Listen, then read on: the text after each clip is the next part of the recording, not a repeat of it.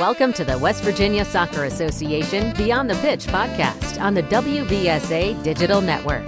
From the Dick's Sporting Goods Studios in Charleston, West Virginia, here's your host, Marcus Cole. Welcome to the podcast. Before we welcome our guests, I want to remind you to like, subscribe, and share our program. Now, this helps us get the word out to others and let them know that we're providing valuable information designed for soccer players, coaches, referees, and parents. Well, it's the new year. It's 2023, which means that we're going to have back on Skip Gilbert, CEO of US Youth Soccer. Skip, welcome back to the program. Oh, Marcus, thanks very much. It's always great to be here and be with you. We're excited to have you back because we wanted to check in with you and kind of get a state of the union, so to speak, of US Youth Soccer. So why don't we go ahead and dive right into things? I heard that we have some new ODP training center information. Can you talk to us and let the people know what's going on with that? Yeah, absolutely. We're real excited about a partnership that we're forging with a group out in North Carolina that is putting together it's actually an Olympic training center.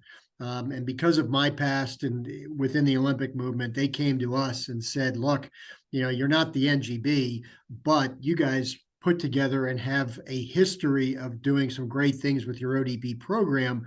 Would you want to be a part of this facility? And it's part of I think it's the University of North Carolina, Charlotte campus, but a number of other Olympic NGBs have already made their home there. And so they're all opening it up from a facility standpoint, sports science, video training, and we're going to have full access to be able to do some really incredible things that we now can say is the official USYS High Performance Training Center for ODP. So we're just now starting. Tom Condone, Aaron Heffernan, our team are putting together these plans of what that can look like. But it'll be tremendous for ODP players moving forward. Wow, that is incredible and exciting news. This is going to be a great opportunity for all of our players. Some other news that I want to talk about a little bit. Some different programming avenues that we have within USU Soccer for the Rec Soccer League America. Can you share what's going on in that area?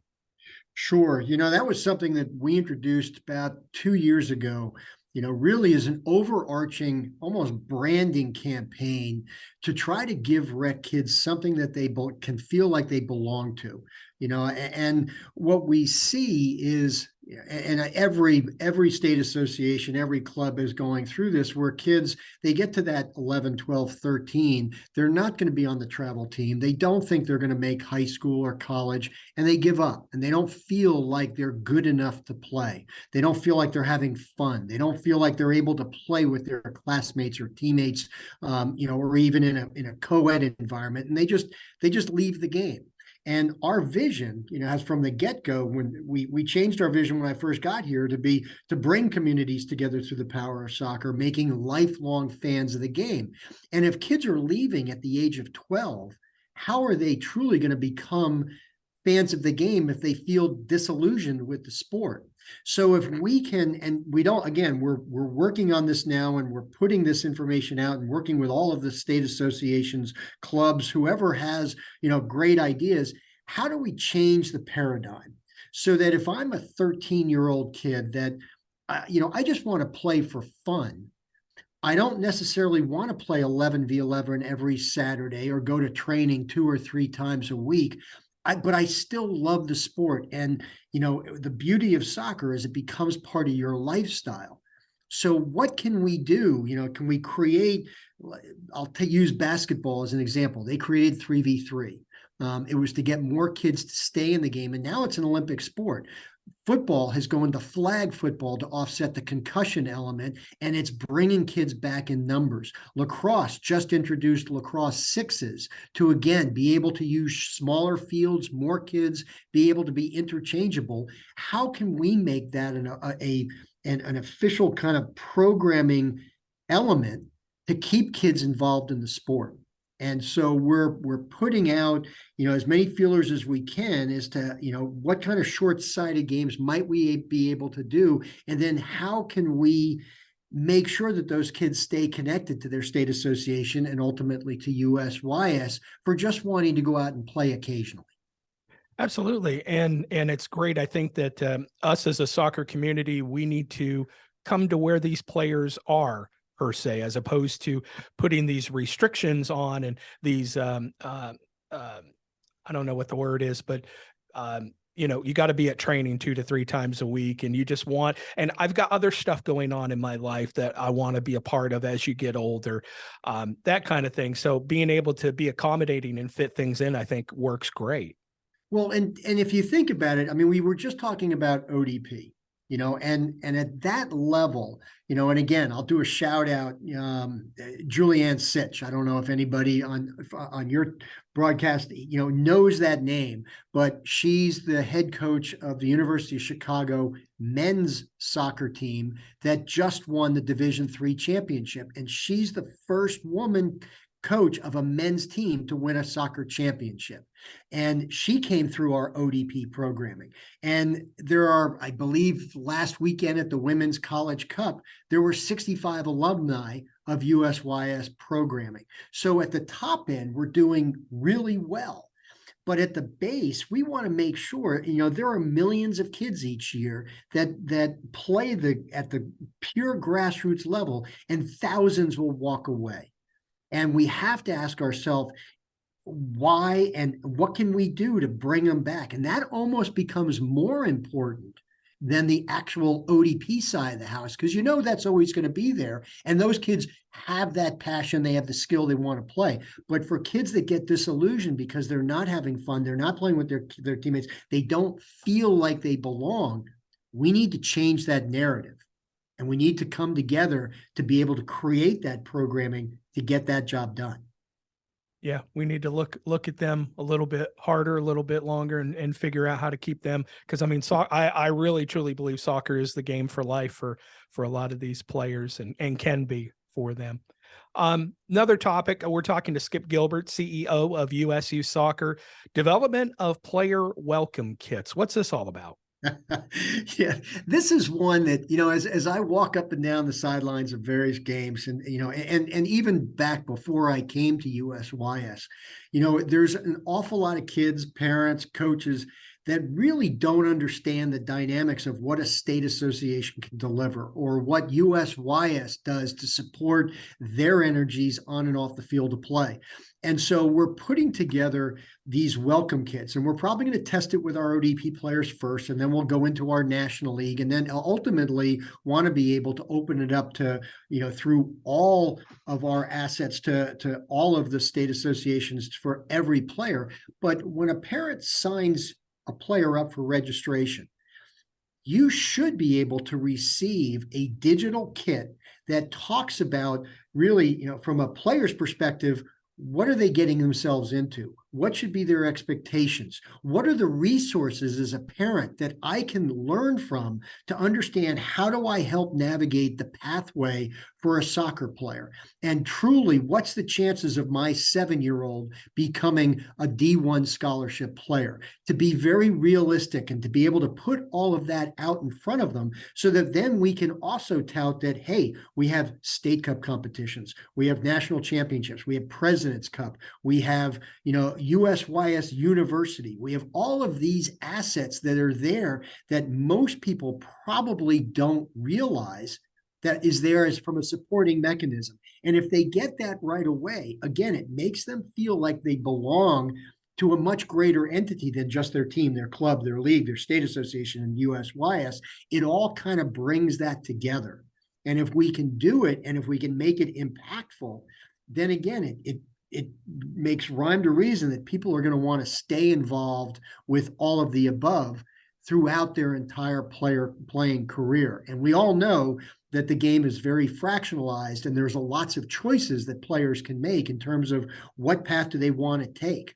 Well, we want to put our best foot forward so that they ensure that they stay with USYS from the time they're 6 through the time that they're 19.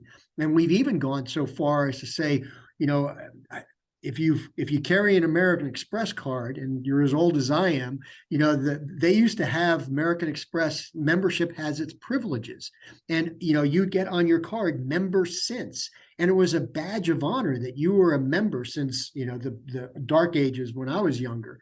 But with a soccer player, could we do the same thing so that you're a proud member of USYS and you could get all the way from 6 to 19, those 14 years. And if you got to that 14 year, can we get you something special to commemorate the fact that you've been a loyal member of this organization your entire career? So those are the things that we're trying to come out with. And we're going to, as I say, we'll be testing it, slowly but surely in the beginning of 23, and then hopefully be able to roll it all out by the fall. One thing that's on our parents' mind a lot is player safety. What are some of the things that USU Soccer is doing when it comes to player safety? That's from a priority standpoint, there's probably nothing more at a higher level, than player safety. And, again, we all are doing the right things, to be able to go put the adults to the background check, to have the educational resources. But again, from USYS's perspective, we need someone who's living, breathing, sleeping, through player safety, that whole process. So we're going to be posting very soon a position that's going to focus on player safety here at USYS that, will help each of our states, whatever resources, whatever support we need to be able to drive through, so that we're all doing the right things and that we ensure that parents have the confidence that, when they sign up with USYS, that safety is a paramount priority, and that we'll do everything we can to do the right things to make sure that, if there are bad apples out there, that we keep them away from the field. We're talking to Skip Gilbert, CEO of USU Soccer, as we wrap up things here on the podcast and Skip State of the Union, so to speak. Another concern that obviously we all have and we hear about stories in the news, and our referees are very important. Without referees, we don't have a game. What are some of the things that USU Soccer is doing when it comes to referee support? You hit the nail on the head. If you don't have referees, you don't have a game. We can play short-sighted games and try to referee ourselves, but, the World Cup's going on right now. And given the passion behind that, if you don't have, a core of really capable referees, you're not going to get the end result that you want. The issue is that you can't have a World Cup if we don't have an incredible stable of referees that are helping out with the younger age groups. It's that entire pathway. And what we're seeing, not just in soccer, but across all youth sport, is there's a decline in referee numbers. And not only are we having a hard enough time getting people to say, "Oh, I want to be a referee. How do I sign up?" That's tough in itself, but we're also not keeping referees in the game longer. And part of the reason, and a very big reason, is the conduct that the referees have to put up with on the field of play from players, from parents, from coaches, that it almost becomes a very, as they say in the workplace, a hostile environment. And we don't put up with that, in any organization around the country. Why should we put up with it on the field of play? And so we have to be doing more and more things to give the referees the confidence that they're going to be safe. And so we've done things like we've teamed up with the St. Louis Sports Commission that have come out with a campaign called Let Them Play. And it's a great campaign with educational resources, signage for events, but it really, it goes down to no ref, no play. And so we're trying to do that, but we've also just, we're about to announce the hiring for a new position here at USYS, which is a referee development manager. And again, it's to be able to be out there to support all of the efforts of our state associations, the clubs, the leagues, the teams, to be able to ensure that we provide the ammunition, the educational support, to hopefully create some behavioral change so that the sidelines are still as loud and raucous as they can be, but it stops from crossing the line to being belligerent and hostile against the individual that's out there doing their best to make the call. I'll end on, there's one difference that I wish every parent and coach understood, was that, before a team takes the field, they practice an awful lot. They go through 3-4 practices a week, or, whatever it is. They're getting their 10,000 touches on the ball to be able to make them better players. With referees, often their first exposure is on the field to play. They don't have practices that they go to. Games are where referees practice. And the only feedback they get, especially at a league game, is the feedback they get if they have their linesmen. When they come together, they can talk a little bit, but it's not like they've got a coach or parents that are kind of helping the kids get through their side. They're kind of on their own. And if they have a choice of being able to do something they love, yet having a belligerent parent, player, or coach constantly chirping in their ear or coming after them in the parking lot, it's going to make it really difficult for them to want to stay. We have to change that narrative. Absolutely. And you hit the nail on the head earlier with, not only is it hard getting new referees, it's hard keeping those referees. I know our numbers here in West Virginia, the attrition rate is amazing, that, we lose half of our referees after 2 years that have signed up. So just that process of trying to recruit and trying to get more referees and trying to keep those referees is very, very hard work. And it's great that we're putting some more support together for our referee crews and our associations through USU Soccer. Skip Gilbert, State of the Union, CEO of USU Soccer, thank you so much for coming back on the program and talking to us here in 2023. Thanks, Marcus. Great to be here, and wish everybody in West Virginia a great holiday season and a terrific 23. Wonderful. Thank you so much. And thank you for listening to the podcast. We hope we provided some valuable information for you today. And if we did, make sure you let everybody know about our program. You can follow us on our social media channels, including Facebook, Twitter, and Instagram. Just search for us at WV Soccer. Thank you for listening, and we'll see you next time. Thank you for listening to the West Virginia Soccer Association Beyond the Pitch podcast. Make sure you like, subscribe, and share our program. Copyright 2023. All rights reserved.